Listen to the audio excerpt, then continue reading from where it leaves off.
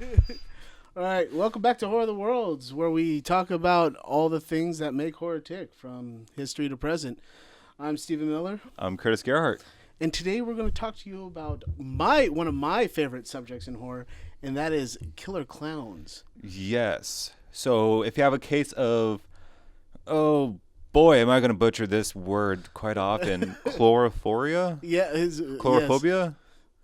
Yes. Chloroform? It's chloroform. But the fear of clowns. Yes, what I've always enjoyed about it is it's hard not to enjoy clowns in a way. In this particular way, it's hard not to laugh as well as be completely appalled by their actions. Mm-hmm. Well, that's the thing too. So the whole thing with clowns, because I think when we think of history of clowns themselves, we think of jesters, which jesters are, is a form of clowns. Because much like horror, clowns have subgenres. Yeah, Or different yes. forms of clowns, but they're still under that umbrella of clowns. One fun fact I remember. I think it's called the jester's rule. It's if somebody were to make fun of the king or anything like that, if they're a jester, they could get away with it because it's known to be a joke. Mm-hmm. But if you're not, you're fucked. I guess that's how it is in society to begin with, or even at work. Because if you're friends with the boss and they know that you fuck around, or if you're just that fuck off at work, you're allowed to get away with things. More, yeah. That's how I get away with work things, I'm pretty sure, because no one takes me serious. Bittersweet, you know? Yeah. But that's what makes these clown movies so much more fun, is because these clowns are doing things that nobody would be able to get away with, whether it be in today's society or physics in general. Let alone clowns. When you actually look at the history of clowns, even when it comes to the big screen, from TV to movies, they've changed dramatically on how clowns are presented. Clowns are also represented differently throughout the times, where some of them were not so much worshipped, but they weren't belittled. They were still they were kind of taken care of. Right. I didn't write down the dates, but even back in the ancient Egyptian times was, I guess, sometimes some of the first sightings or the first written bits of clowns being a thing. Right. So this goes back way further than I ever realized. I thought this was medieval times, kings, queens, not ancient pharaohs. Oh, all right. And stuff. Yeah. So I mean, this is was it BCE? If I'm not mistaken. But we don't. Honestly, I think when we start thinking of clowns, or our idea of clowns, with the makeup, the face paint, and Rodeo almost clown goofy, is from Joseph Grimaldi. His time frame is 1778 to 1837, which I will post a picture up here. But he's one of the first ones where we've all actually probably seen him, seen at least an image of him. But he's one of the first ones to actually create the clown-like image and mentality of being slapstick and kind of thing, the smiley face, big nose. Oh, almost. I don't think he had features. the big nose. I still think it was all oil paints and all that stuff. But he was doing the more the tricks and the juggling and the somersaults. He was doing a lot more of that physical humor that we, like I said, we all kind of think of when it comes to clowns, because we all have that thoughts of when we think of a clown, I'm pretty sure it depends on what country one of us is from or what state. We think of circus clowns, of how they look, or I think of rodeo clowns and the damage that they can take. You don't fuck with the clown. They're your savior where I'm from. That's the thing. When I think of clowns, one of two images come to my mind at first, which is, something that is one of the more famous ones is Bozo the clown, the homeless looking clown. Oh, the sad hobo clowns. Mm-hmm. Yeah. My grandma had little figurines of those all over her house. So that's the thing. Those, they were commodities in a way. Everyone kind of had those cherub angels, the porcelain ones, or clowns. Yeah. Which kind of helped start a lot of people's fear of the clown. Clowns are fucking creepy in their own way, man. Yeah. I feel like you know them as colorful when you see them live, but when you see them those old black and white era, there's a creep factor going on there, man. Which that's one of the things, is a great movie that has influenced more of pulp culture than we actually are aware of. And some of the history behind this movie itself will actually probably make you happy a little bit as well. Is the movie The Man Who Laughs, that came out in 1928. So the clown himself his name is Gwynplaine. So this movie takes place in I think the 1600s. I'm not going to get real into depth about it, but he is a kid that was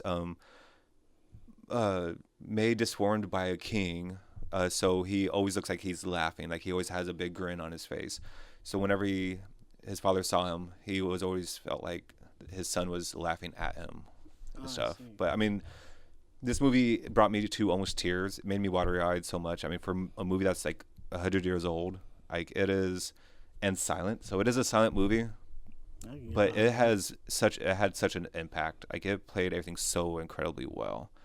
But a lot of us has seen his image of the clown face, where it's just that big, almost shit-eating grin and stuff, which it was an awesome effect. They used a prosthetic, fake teeth on top of a metal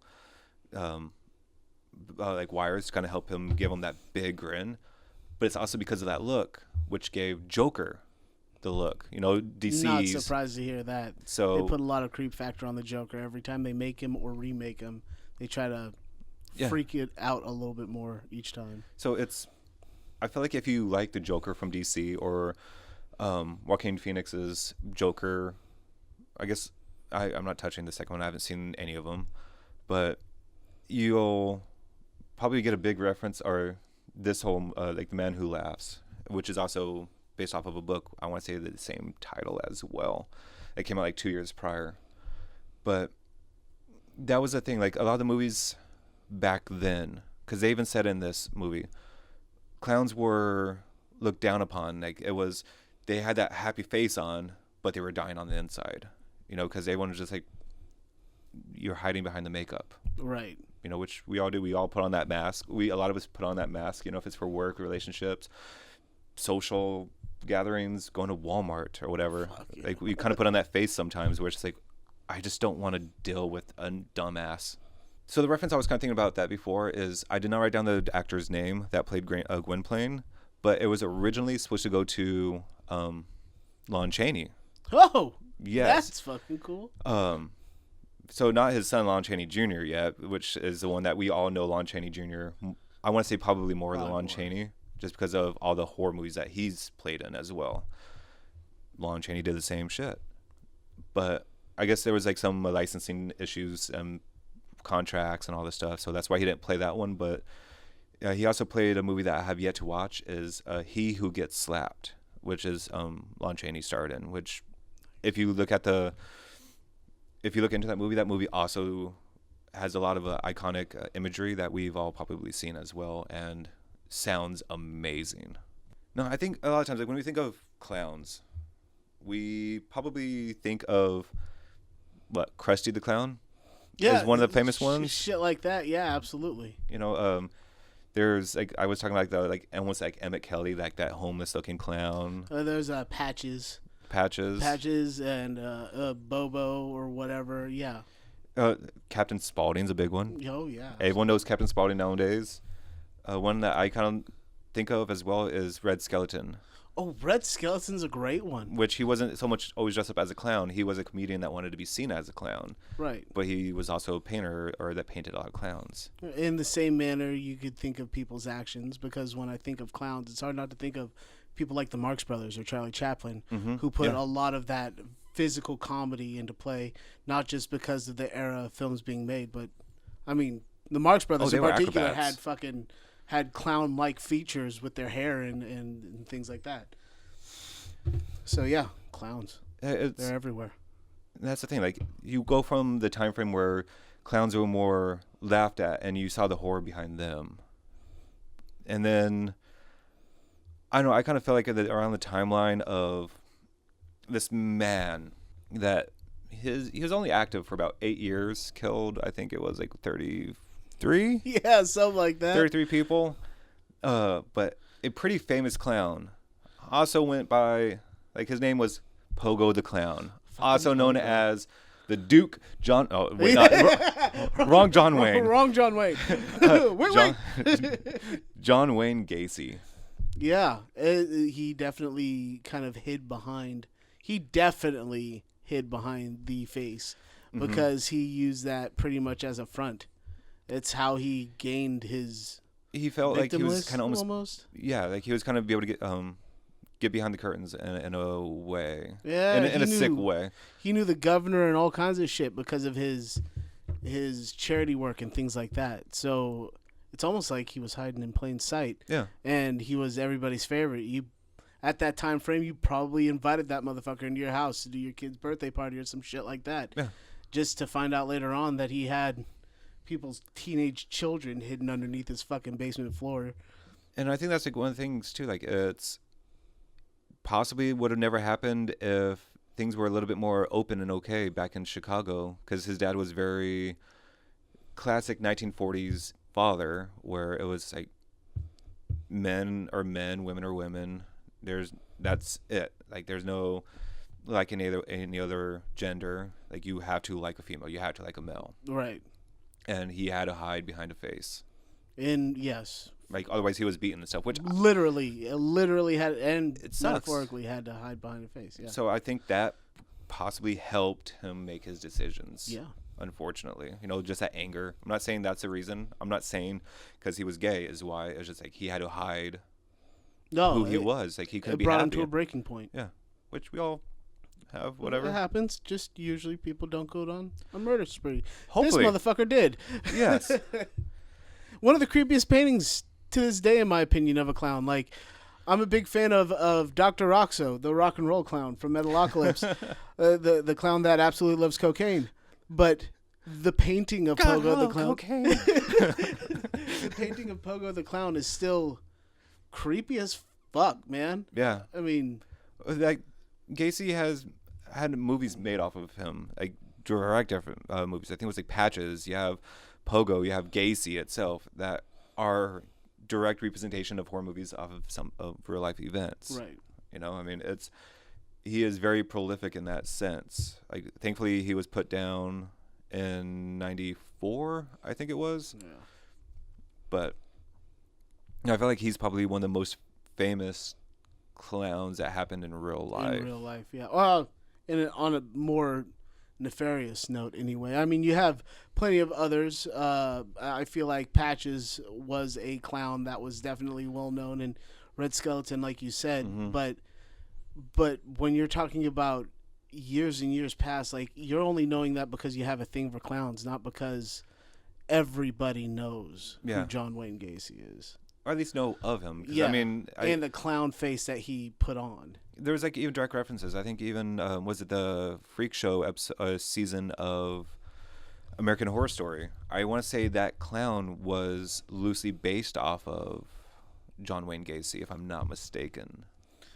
But that's the thing also. I want to say John Wayne Gacy kind of broke the rules of a clown, because I think a lot of clowns at the time had to have round features on the paint so they looked less scary compared to, like, I think a lot of his was more jagged, more points.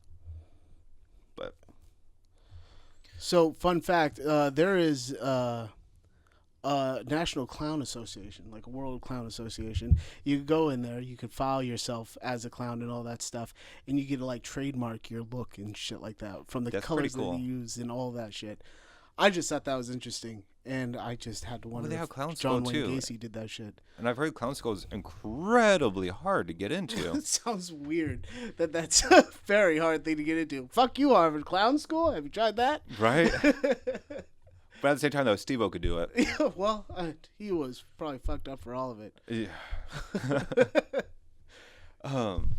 But I think when it comes to horror movies, at least like some of the bigger horror movies that come to mind when it comes to clowns has to be Killer Klowns. Killer Klowns from Outer Space was, I feel like, the first one that put out the two together and made it into a horror movie. I mean, sure, you had Gacy already after this point, because Killer Klowns from Outer Space, directed by the Chiodo brothers, or at least by Steven, and I want to say produced by the brothers. Predominantly one of the brothers, where each one kind of took like A camera, B camera, or like different scenes, but it was a brothers movie. Yeah. This also came out in 1988. Yeah, with it coming out in 88, it was the first one to make it big on a screen almost, because, oh, man, I feel like what they did with this one that made it stand out so much was not just the sinister look that they gave these clowns, because they have this weird slug look with all these crazy facial features and stuff like that, but the animatronics behind it made them look creepy, like you did with the dark fantasy movies by Jim Henson and all that stuff. They definitely did a very good job with making these look creepy, and they added a Warner Brothers like weird cartoony thing to it, so their kills were very outlandish. Outlandish for sure. Very clown-like, because these made clowns scary. I mean, the game just there's a game that just recently came out and stuff. That game. It's just love that game. There is the guy that the clown knocks the guy's block off, knocks the head off. There's a freaking T-Rex, like the shadow puppets come to life. The fact that they hunt down humans with inflatable dogs, they do a dog balloon and then put it on a leash and chase you down with it. All of that was like Bugs Bunny as a clown murdering people. Yeah. It was probably my favorite thing because I discovered it late in life. My wife showed it to me. She's like, well, I know you've heard of this, but have you seen it? And I watched it. I was like, why didn't I watch this earlier? There's so much to love about it. This is one of those movies where I felt like if you like horror movies, even if you have a fear of clowns, this is a must see. Yes. So let's get the storyline here, the synopsis. It goes like this. When teenagers Mike and Debbie see a comet crash outside their sleepy small town, they investigate and discover a pack of murderous aliens who look very much like circus clowns. They try to warn the local authorities, but everyone assumes their story is a prank. Meanwhile, the clowns set out about harvesting and eating as many people as they can. It's not until they kidnap Debbie that Mike decides it's up to him to stop the clowns' bloody rampage. And how they eat the people that they catch. that was fun. So it felt like they didn't skip a step. The first fucking victim was this old man on his farm, and he goes out there with his dog to investigate, and he loves circuses, so he finds the tent, and he's like, let's just try to find the entrance. And then his dog gets kidnapped by the clowns, and then he ends up becoming a victim.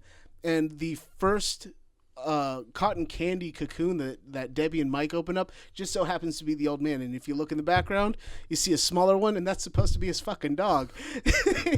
They made sure everybody was accounted for in the film. I felt like they had a lot of fun with it, even when it came down to thinking about how the cocoons would act by eating away at the flesh and ultimately just dissolving the humans like that's the thing, like spider sack. It ate away at the people too. Like it was an acid cotton candy. Like, this movie cannot be done nowadays. No, in this way. I felt like because it would go either too dark and too brutal, or just too outlandish and cartoony. This movie was a perfect mix of a weird Pee Wee Herman fever dream. Yeah. Oh, you know? Yeah. Whenever I watch it, I can't help but think of The Mask, because Jim Carrey did a great job at bringing cartoon to life. And with him being a natural, physically animated character in real life, it was easier for him to do this on screen. And these guys nailed it with this.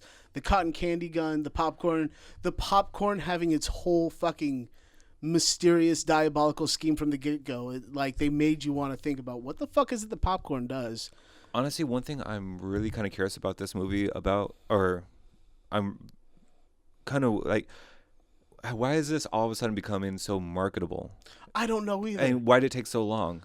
I have the same question. I feel like I want to blame the Joker for a lot of it, because I feel like ever since, like when I was a kid, my favorite one was the Jack Nicholson Joker, because that was the first one. That was my Joker. Like we were talking in a previous episode, how everybody has their version of things. Jack Nicholson's Joker stood out to me. So when I saw Heath Ledger redo it, it made you look forward. Every time the Joker came out, you're like, they can't fuck this up. Yeah. The Joker has to be more diabolical than before and more creepy. And I think it was like, it went from Jack Nicholson to Heath Ledger. Everyone else was, almost no one has done it forgettable. Quite right. Right. They tried to, with each one, they tried to rekindle what the last one had done. Mm-hmm. And they did a really good job with that, to a point where you see it in rap videos. Artists are mimicking these people, from the storylines that they put in their songs to the way that they dress on stage, certain music videos, things like that. And then there was the whole thing in, I want to say it was the 2010s area, where you had people dressing up as clowns and actually killing people or freaking people out. I mean, I don't think there was that many people, or it was probably like people one getting instance. murdered, but It was more like there was just this. The insane clown posse started coming out of the woodwork. You know what I mean? And there was a diabolical look going about it. And I feel like that's why it recently rekindled all of it. And the furthest back people can think about horror movies and clowns is without a doubt Killer Clowns from Outer Space. Because even from our childhood, watching something like Ernest Scared Stupid, they remade some of those trolls with the Killer Clown facials. So I thought it was great because it's almost like I couldn't think of a time where they weren't a part of my life in a way. I don't know. I always feel like they were on the back burner. At least clowns were. Well, yeah, sure. In a way. I mean, like when I think of clowns, there's this one freaking statue or porcelain statue I always think of that has a little like 3 balloons sticking out of it, like sad clown. Yeah, that's my grandma. Like I said, my grandma had those all over her house, different ones. Like how most moms have precious moments. My grandma had hobo clowns, Right. and they were creepy because you could look into their eyes and it felt like they were flying around the room, but they were just soulless Sad little and- things. Yeah. But yeah, they were creepy and fun all at the same time, and the Killer Clowns from Outer Space made a great horror comedy. You know one thing I really love about like kind of looking at this movie and is a fucking runtime, 1 hour and 28 minutes. Yeah, Perfect for a movie, let alone Yep. a horror movie. Gets in, gets out. Like, I don't know what it is about this movie. I don't know how many times I've seen it. I know at least 5 times in my life. Nothing ever really sticks out to me. No, it goes in my head and goes right out at the same time. Though it's just like mindless fun. I enjoy it for the moment, and that's it. it's like watching a cartoon. Yeah, you're like, oh, that was fun, and then if it comes on again, you're like, cool, let's do it again. Yeah. You know what I mean? Well, if I recommend that if you have this movie and you can watch it with the brothers on the commentary, do it because they talk a lot about how they shot the movie, which was really fun because everybody back then making a horror movie had to do it on a low budget scale. Yeah. And these guys try to make it look like a circus came from outer space to fuck up your local town. did, And and they did a fucking fun, great job at it. That's the thing. Like, I know everyone's remaking a lot of these classic horror movies. Video games, I think, is the best representation of a remake for this movie. Yeah. Because that's the only way they could actually do something more in this universe. You know, because otherwise, this needs to be a practical movie. This cannot be a CG movie. At least, like, when they shoot things CG, yeah, whatever, popcorn flying. Yeah, the little lasers coming out of the gun to make the cotton candy cocoon or whatever, sure. But they need to practical be effects. real. They need to be the same. yes, I can't stress it enough that if it ever does get remade, that it has to have the animatronic face because just like claymation has a certain amount of creep factor to it, there is a creep factor with the animatronic helmets. It's why I loved the Teenage Mutant Ninja Turtles. The Jim Henson's Muppet Puppet Factory had everything to do with the way that movie got shot and made because they made the animatronic heads and stuff like that for the Turtles. Honestly, that's probably why 80s was such a huge time frame when it comes to like horror movies or movies in general, because a lot of the action movies was getting their effects and a lot of their ability to do things from, or a lot of drama movies as well, from horror movies, because they figured out how to do it on the cheap and make things work and look good, and then they took it and Perfected over time. compared, like, I feel like that's probably what it is because that was the basis of everything, like we talked about before when it comes to Halloween, that being the basis of a certain genre of all things. I feel like 80s like horror movies were the base of why they were so fun. It's just because they were real. They hit different for sure. That is what made it everything in your childhood, your life. That's why you watch it as an adult going, yeah, this is great. Especially Killer Clowns. Like, they are so incredibly cartoonish. And you don't really think that they look evil. They look scary. But at the same time, though, like, you're not really scared of watching. I don't have the fear of clowns. I don't harvest any bit of that in me. No. Like, people are scared of what they're scared of. Whatever. I'm not judging that. Like, you can't choose what to be scared of. And I wish I was scared of more things. You know how enjoyable horror movies would be? Yeah, if or you how much more? actually got some more jumps out of the fucking scare going on. Yeah, like you actually covered your eyes. I don't get whatever. I like it when you take something innocent and make it sinister. Like, there's something sadistically enjoyable about the Happy Tree Friends. Something so cute, getting Oh my absolutely God, thank destroyed. you for bringing that up. But when you're looking at things like Clowns, I feel like it's a bit easier to make them super creepy in movies like 31 and stuff like that. But when you bring a cartoon-like aspect like they did here, it brings a violent fun. Like the next time you watch this and then go directly after and watch a Bugs Bunny cartoon, he uses that extendable fist to uppercut him, and you can't help but think about that one scene in Killer Klowns where the guy's head landed in a basket. A Looney Tune movie. Yeah. And I don't know that many clown movies that are clown-like like this. No. Like this is on a completely different level where you don't really get... I honestly can't think of another one. There's one clown that comes close, and it's because of dialogue. And in my opinion, it was done right mostly because of the most recent remake of it, and that's Twisted Metal. The Twisted Metal TV show, Sweet Tooth wants to be an entertainer and wants to be the center of attention and stuff like that, so he does these antics and stuff like that, but on a murderous scale. But he's also human. But he's also still just human. I mean, he's supposed to be cursed. That's why his head's on fire and he's not fucking dying. But he's supposed... It's a fun aspect with the killing. There are other clowns that do it, but definitely not on this level of physical animation and comedy. I gotta say thank you, and I'm pausing it for this moment for bringing up Happy Tree Friend. That is such a forgotten little 2-3 minute episode, like little show of just like the most internet brutal episodes. Oh my gosh. Yeah, look those up. Yeah. I could see people accidentally showing it to their kids, thinking it's going to be innocent. You'd be fucked up. You just tainted your child forever, dude. Like, that's something you literally just hit play and hand it over, because you give it 10 seconds. It's like, wait, that lollipop's not a lollipop. It's an eyeball. Oh my god, they're choking on it. Oh my god, that rib cage is out. Like, it's just like, why does the moose always get the shittiest outcome of every one of them? It's just. But I feel like Killer Klowns set up something like Happy Tree Friends because, you watch it and there's definitely fun antics, and they even refer to them as bits.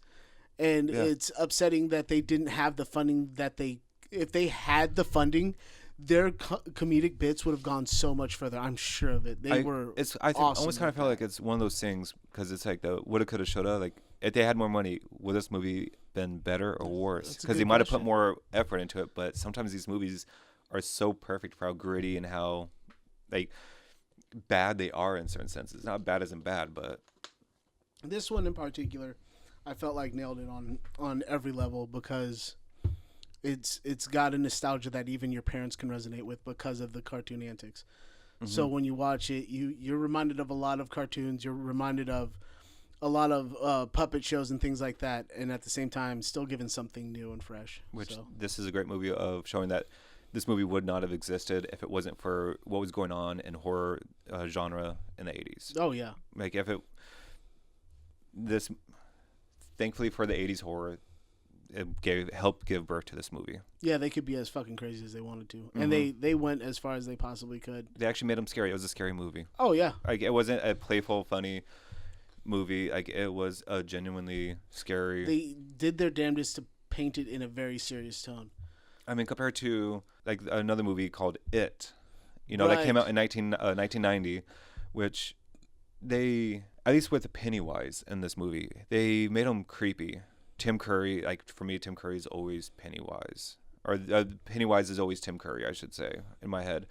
But with just this movie coming out like 2 years after, you went from these scary looking clowns that are always this playful to a more generic looking clown that is sinister under the paint. I felt like they did a really good job with that, because it was supposed to be any clown that you'd find at any kind of party. I remember watching this old Disney show it was a movie called Air Bud, and the evil villain in that was the clown that played at the kids' party and kidnapped the beloved the basketball shooting dog, right? So it was something that was relatable at every kids' party, and Tim Curry, his face paint and all that, it was it was very generic, and that what made it felt like those clowns were everywhere. Yeah, like, he did become more sinister. So this movie was it was a mini series, so it wasn't one whole movie. It was, all right, I'm gonna give a quick synopsis of, I guess, Pennywise himself, because I'm gonna talk about all 4 It's, I guess, in a way.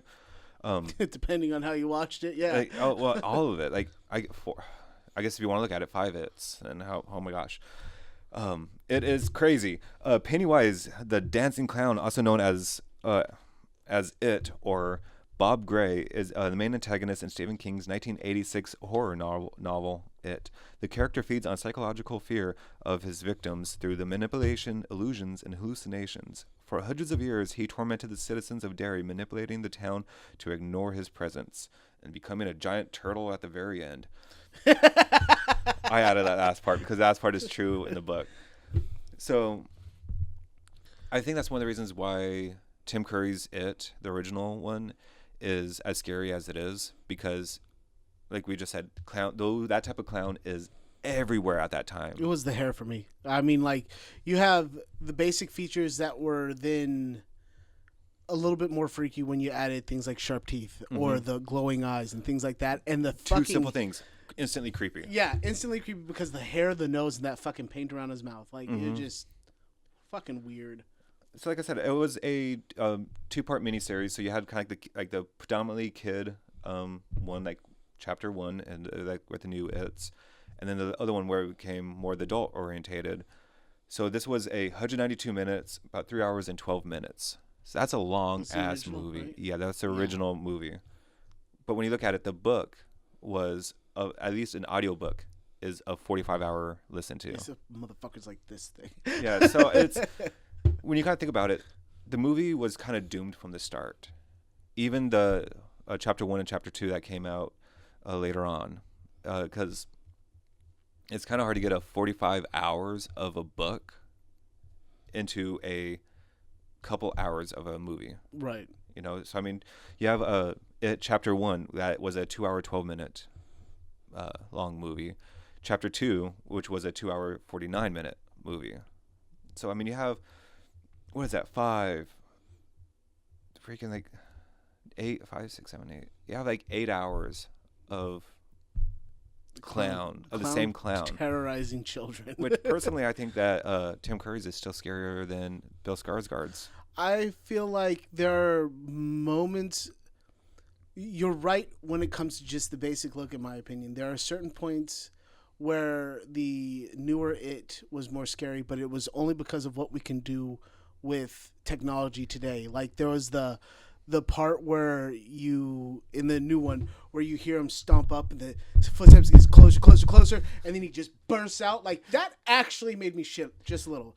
You know what I mean? Like, there were parts of it that were fucking creepy, and then there's the makeup effects and stuff like that. But Tim Curry's was more scary because it felt like no matter how much you watched it, you never saw it coming. I think that's like one of the things. Like, it was, even though Tim Curry was more playful, like he was genuinely more playful, but he was more psychological in the horror. Yes, because it was like also a TV series or TV. It was shot for TV, so they couldn't really show kills. It couldn't be that gruesome or that brutal.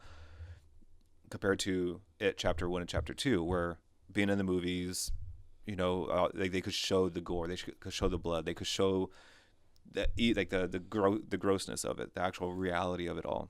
Back then, you had to use your imagination, which I feel like it did great. Yeah, no, it definitely did. Absolutely. I mean, shit, like the It chapter 1 and chapter 2 is like are the reason why I think what started the whole horror big budget movies. Like, honestly, I feel like this is what kind of helped start the whole like Halloween reboot, and actually like, hey, let's put some money into these things. You know, what made horror movies popular again. And I am saying popular because they've always been popular with us, but for the masses, because this is when people actually wanted to go back and see scary movies in the theater. They were, for the longest time, I think, was it chapter 1? Chapter 1, what, hit $701 million worldwide. What chapter 2 was 473. So for the longest time, this was like a extremely high grossing horror movies. I enjoyed chapter 2 a lot. That's still one I haven't really seen. It's just like I've seen bits and pieces of it, and it's just like it's just too new for me. And I'm just saying new as in like what's going on with everything nowadays, how everything has to be bigger and just a more extravagant way. I like my shit gritty. Well, with this one, with this one, the way, if you watch the first one, I like how they chose I want to know how they did the casting, because it felt like they chose perfectly each person to play the adult version of the child. They chose that person flawlessly. And of course, with the acting abilities of the people they chose, they nailed the personalities down to the T. And it was like almost as if, how would these people evolve?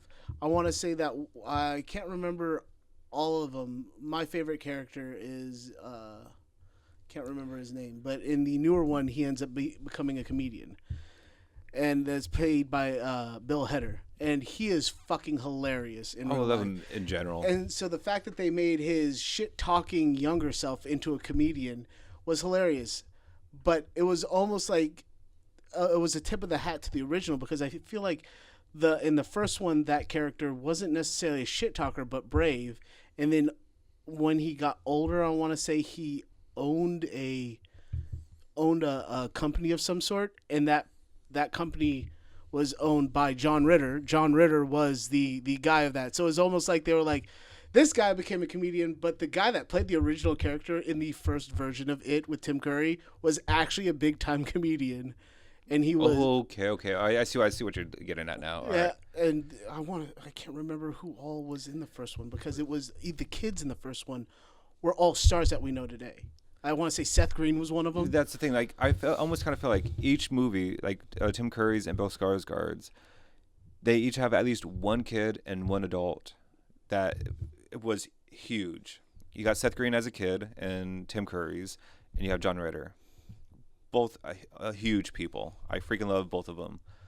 And this Bill Skarsgård's, the only ones I remember is, I don't even know the kid's name, unfortunately. Finn Wolfhard. Yes, the Stranger kid. Yeah, the Stranger Things kid. And Bill Hader. I know there are other famous people in there, but I felt like each one kind of has at least that one that kind of different echelon of like popularity. There was a pretty solid lineup with both of them. It's just when you're watching it, you don't give a fuck about the actors, in my opinion, as much as you want to see the proper representation of the clown, because like you said, there's a natural clown-like aspect to the way Tim Curry does, and if you haven't seen Clue, that would be your hint at how good of a clown this motherfucker could be. Right? Like, he was in our childhood, whether you were watching horror movies, cartoons, or comedies. Because Thornberry's, I mean, Tim Curry's everywhere. Tim Curry is fucking everywhere, and it was like we said earlier, it was the subtleties that made that first It super scary, where it's almost like Bill Skarsgård had to work harder in order to make it scary. But that natural eye thing that he does, that weird, the lazy that's eye. something he actually does. But that's what made it fun, in my opinion. Is he had big shoes to fill, and I'm not a pun at right. Clowns, right? But it's Tim Curry had to act through the paint. Yes. You know, compared to Skarsgård had a lot of other things to act with. Yeah. Like he had more opportunities to become scary, and it worked. He did a good job. I'm not saying that Skarsgård's Pennywise was inferior by any means. It's just, you know, it is. You have Tim Curry's and you have his. Yeah. Like, it's not like, oh, this one's better or other. Like, both of them are really solid. It's just, they're both standalones in their own way. I feel like I could watch both of them and thoroughly enjoy it. I forgot how long the first It showing was, because when I watched it was on TV and shown 2 different nights. Yeah. So I feel like that's like one of the things. Like, when you start putting numbers on these movies, like, they're incredibly long movies. I have a hard time sitting through a movie that's over an hour and a half. Like, or that hour and a half, that 90-minute mark for me is just like, all right, this story better have me. Yeah. You know, I mean, so for a movie being 3 hours, but then I give it the benefit of the doubt of being pretty much a Bible that you have to read through. So it's like, you can only get so much into it, which I'm curious on how much is missing out. Because I want to say there was even that series, was it Welcome to Derry? Isn't that supposed to be? That's supposed to be coming out. Or like, did it already come out? I want to say it did come out. Yeah, they have. I've only seen shots from it. I haven't actually sat down and watched it yet. That's one of the ones I've been meaning to watch, but I feel like life gets in the way, man. It definitely does. There's so many horror movies, so little time. Like, I was still kind of hoping that even with them remaking Salem's Lot, that it was going to be at least as good as the first Salem's Lot. But there's always like those different kinds of creepy clowns. So you always have that, you know, Killer Clowns kind of look. You know, you have a Pennywise kind of look. Tim Curry's Pennywise kind of look. Then you have a gritty that's almost more independent, more human-like. So this movie was actually produced by someone that is very prolific in like the horror community as a whole. But it's produced by Eli Roth, and the movie is Clown. Clown, I loved it because it took a different route with it. It was released in the U.S. in 2016, but it was originally released everywhere else in the world in 2014. I think it originally got its standing at a independent film festival somewhere in Europe, but when they did the advertisements and stuff like that for it, the posters and shit, there were censored parts of the poster because of it being too horrifying to just show the general public in places like France and shit like that. So they actually had censored shit being advertised for you. But here's a synopsis. When the clown hired to host his son Jack's birthday party withdraws, Kent McCoy, a successful home realtor, has to don the disguise of a clown. Unfortunately, the costume he finds carries a curse, and Kent must endure the hell that comes with it. This one, because of the curse, makes the clown overall act and look different. There were things that I found hilarious about it, because it's not that this movie was painted in a humorous light. It was actually carried out very seriously. But the misfortunes that the character actually has to endure, the embarrassing moments of wearing the clown costume in places that he wouldn't usually have to wear these things to, because this guy works with a bunch of manly men, you know what I mean? We build homes, we work hard, and he has to wear this fucking clown outfit to meet up with these guys to make sure his home's built properly so he could sell it. And then there's these moments that I found humorous anyway, where he starts coughing up and you're like, oh shit, he's gonna cough up blood, and he coughs up this like cotton candy colored paint.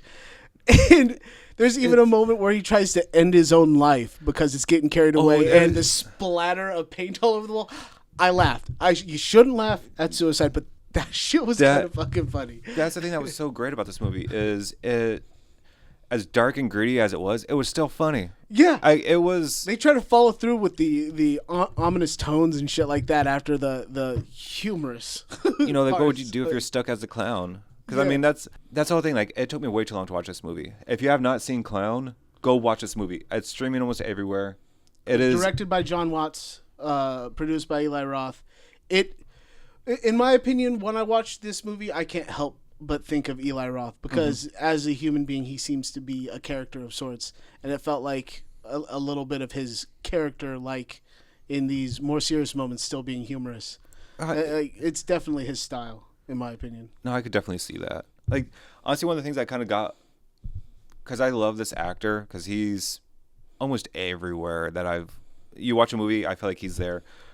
Is Peter Stormare? He's the Russian guy. He plays Russian in like almost any movie that has a Russian villain. He played the devil in Constantine. Devil in Constantine. He was the best devil ever portrayed, in my opinion. But. I think he played Thor in American Gods, a TV series.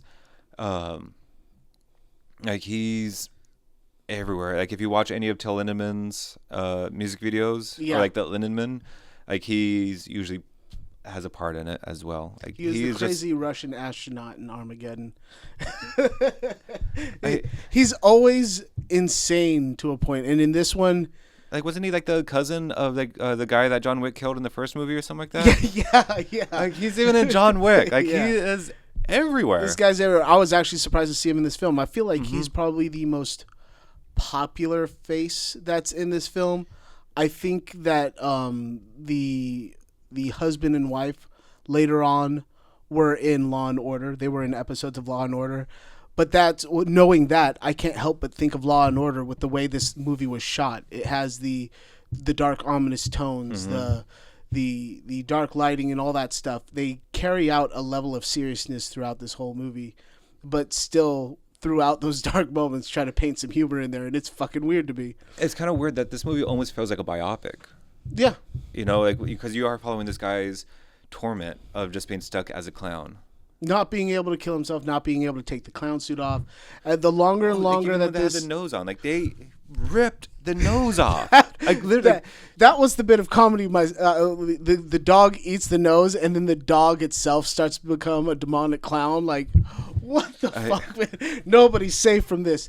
And with that being said, this is one clown that does kill children. Mm-hmm. So if you love clowns and hate children, this is the movie for you. But this was more fun for me because of the different way that they carried out with the clown. With you don't see this kind of clown. The suit in each scene slowly starts to become more and more of his body and not just a costume. And I think that's even said in the movie. That's not a costume. That's skin. Don't fucking touch it. And he's like, I'm wearing it. I that's kind of one of the things. Like if you look into this movie in a different light, it could be a great representation of parenthood, because you are kind of seen as a clown. Like you put on this face, this suit, so you could entertain your kid. You know, and then before you know it, you're kind of stuck as that character. You're stuck as that clown. Like you start to lose yourself and become a fool. Yep. You know, like you end up losing yourself and becoming someone else to make someone else happy. Parent. Yeah. you're a parent. Yeah, your dad or your mom. But yeah, they. So if you wanted a deeper meaning to watch this movie, like, oh, it's just going to be a clown movie that murders. Like, no, like. You could always find deeper meanings in some movies. I feel like this is one of those few, which I feel like makes it a good movie. I don't have a problem with that, but I can watch a movie just because it has a lot of blood and guts and boobs and good music. This one doesn't have good music per se, but it's definitely a more it's not as campy as I thought it would be. How about that? Honestly, yeah. Yeah, it had a lot more production value in it. It was a surprise that this movie was slept on for as long as it was. Like, I feel like not many people know about Clown. If I brought this movie up, they'd be like, "Oh, you mean Stitches?"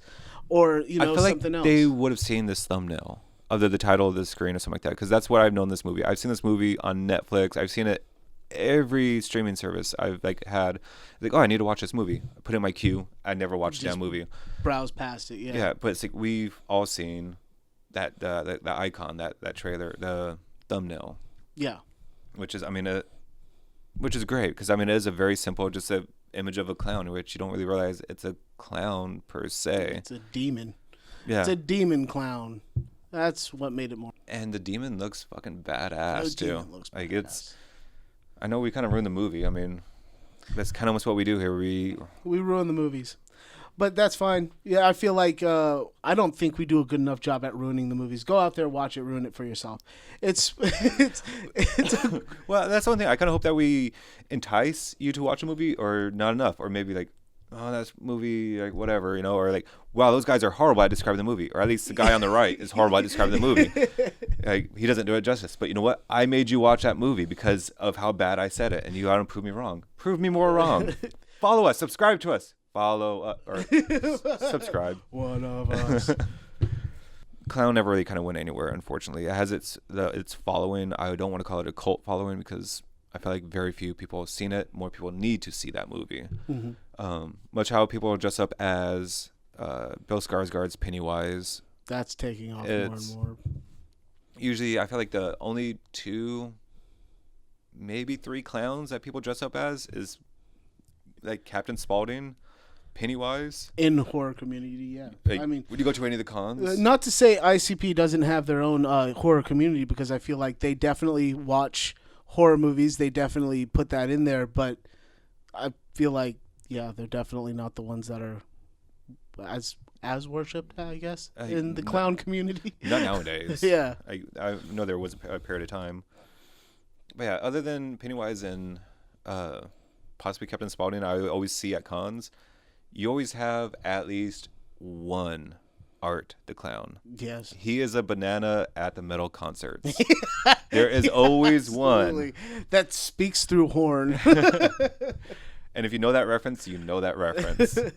Because there's always one banana. Yep. So I kind of almost want to say like Terrifier, but with it being 4 movies... If you count the first one. I mean, say 4 movies in a way, because... it's on the cover. Art's on the cover of that one, but it's not all about art. It's not. Like, it is an anthology film, but it also has 2 segments of art. That is Damien Leone's... I hope I'm pronouncing his last name correctly. I could never remember, but I know it's Damien.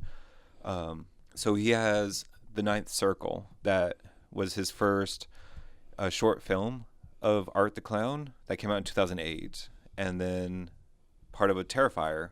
So he put both those movies in All Hallows Eve, if I remember correctly. So All Hallows Eve is kind of like Terrifier 1, like or Terrifier 0 or yeah, -1, whatever, prequel. -1. You could look at it as, like I said, All Hallows Eve being the first Terrifier, the first Art the Clown. Came out in 2013. I still don't think that many people knew who Art the Clown was. Definitely not. Like, even, it doesn't matter how ensconced you never really saw him in that. Terrifier, the very first Terrifier, came out in 2016. That was a sleeper, I feel like, and didn't become big until possibly 2018, until it exploded. When it was all over streaming services and shit like that, because I know that I was late to the game on that one, and I'm a clown fan as far as these things go, but I guess there wasn't proper advertising for it. I feel like they're killing it now. There was no advertisement. With the way that they're making it seem now, like they're making me want to go watch it for sure, because they're like, here's your fucking movie labeled barf bag because you're going to need it. Yeah. And I'm like, challenge accepted. You know what I mean? And if you've watched the first Terrifier, you have a good introduction on what you're getting into with the following movies. Yeah, it's honestly still probably the first Terrifier is one of my favorite ones, just because I love how gritty it is. Yeah. I love how dirty it feels. Like, you feel like you're walked through that blood. You feel like you walked on those streets. Like, you're watching a fucking snuff film almost, man. Like, which, I mean, like the whole great thing of art shitting on the walls, or like, you know, like it's like they make fun of it like in the other Terrifiers, but I mean, he was a clown in these movies, and yes, I say clown not just because it's Art the Clown. So he's not a mime. He isn't. So he's not a mime because Damien and David Howard Thornton said he's not a mime. There is a French clown. I'm probably going to butcher this name. I want to say it's pronounced Perrault. I'm going to put it up here on the screen. But it is, if you look up that name, it looks almost identical to Art the Clown. The whole black and white makeup. Kind of like that Betty Boop dancing clown. Pretty much. Like, it is that whole, those clowns were mime-like, where they didn't say anything, but they were more animated. And they had props. So it's like Carrot Top in black and white. Compared to mimes, or they usually they are silent, but they make up their props. Right. So kind of think of that, like mimes, propless, mime clowns, props. So Art the Clown is a clown. Right. Well, I mean, Art the Clown is a demon. So I can't really talk about Terrifier 3 because someone here at the table hasn't watched it, and I can't spoil it. So as much as I don't mind spoiling things for you, I don't want to spoil things for you. Because I respect him. No, all right. So that's one of the things. I think Art the Clown, David Howard Thornton's portrayal of him is what made this clown so famous, so scary. Like, he is not, just looking at him, he does look playful. At least the first Terrifier movie in All Hallows Eve, he looks playful. He looks like, all right, he might be someone that would make fun at a party or whatever, you know, be good. But then he becomes more demonic in Terrifier 2. He is more evil. He is more sinister. Like, he's actually literally like fucking insane. Becomes unhinged. Yes. Like, that's the thing. Like, in these movies, I feel like, I know there's references to other movies, but I feel like he has to kill so many people in order to become another entity or another being or something like that. Clown like Highlander. There can be only one. Yeah. Chucky season 3. Have you watched it yet? Yeah. All right. So you know how he always kind of had to like up his kills to make him more gruesome and more brutal, and like in the whole White House. See, spoilers. I don't give a fuck about you guys.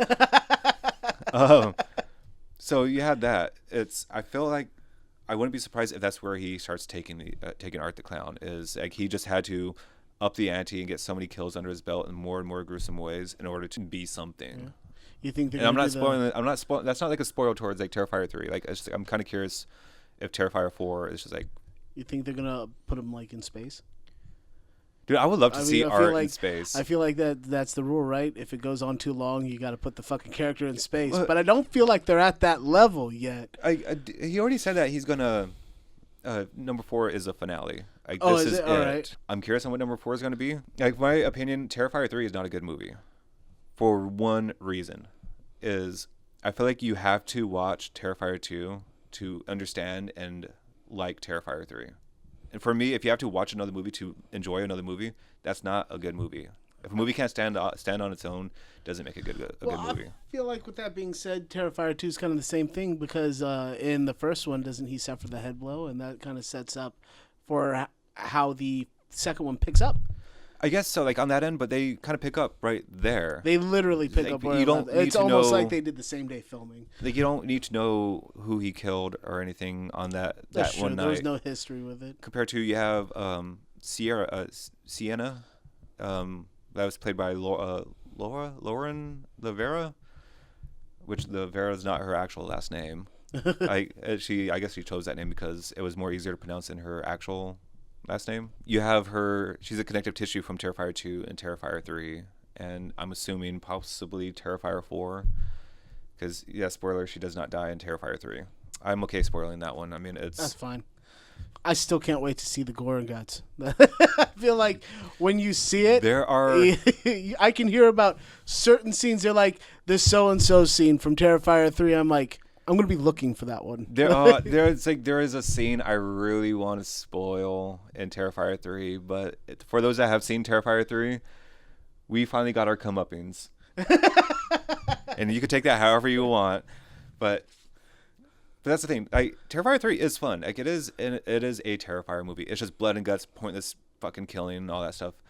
But again, if you haven't seen Terrifier 2, I mean, both of them are 2 hour. Like, I think Terrifier 2 is like a 2.5 hour movie, which honestly could have been a great movie if 45 minutes of it was cut out.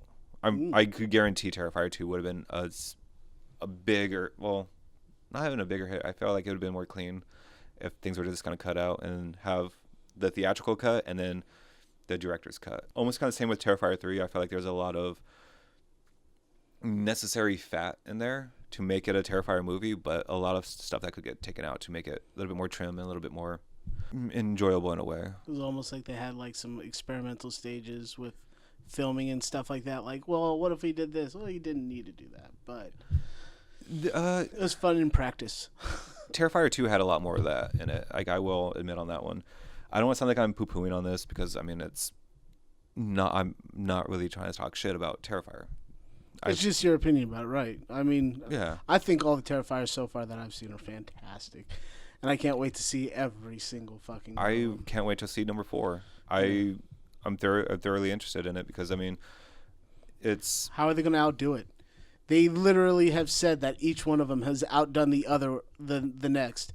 How are you going to outdo what I hear is fainting, walking out, barfing? Just to mind you guys, he is spoiling this episode. So if this episode sucks, it's because I can't talk about Terrifier 3.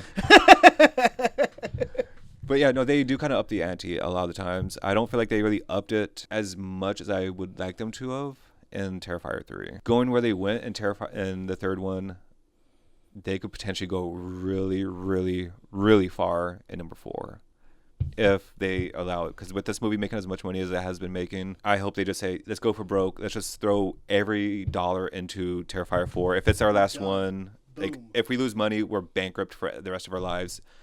I hope, like, it'd be awesome if they did that because Damien Looney's power and his knowledge and his love for all this, I could see him making such a killer movie. It's just things cost money. That's kind of like the evolution of Clowns, I feel like. It went from like that sad, pathetic...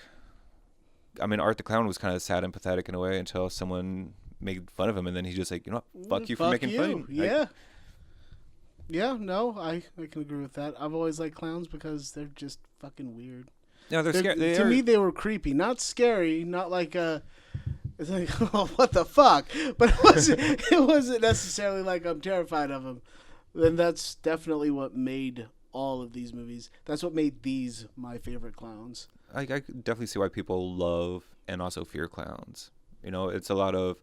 I almost feel like the same reason people like Jason Voorhees or Michael Myers. It's the mask, right. Because, yeah, you have that physical mask that's over a face when clowns have that face painted onto their face. So that they're physically there, but and their eyes, they're fucking gone. Yeah. You know, it's gone are the days of them being drunk. It's more the days that they smell like they drank blood. Right. Yeah. Which makes them awesome. Yeah. I hope that trend continues. Not a big fan of Bridget. Fuck you, Bridget. Fucking Bridget. Even if she's dressed up as a clown and she gives you a ring, take the consequences, get chopped in half, because even Bridget's not worth a fucking 25-cent ring. Peace out.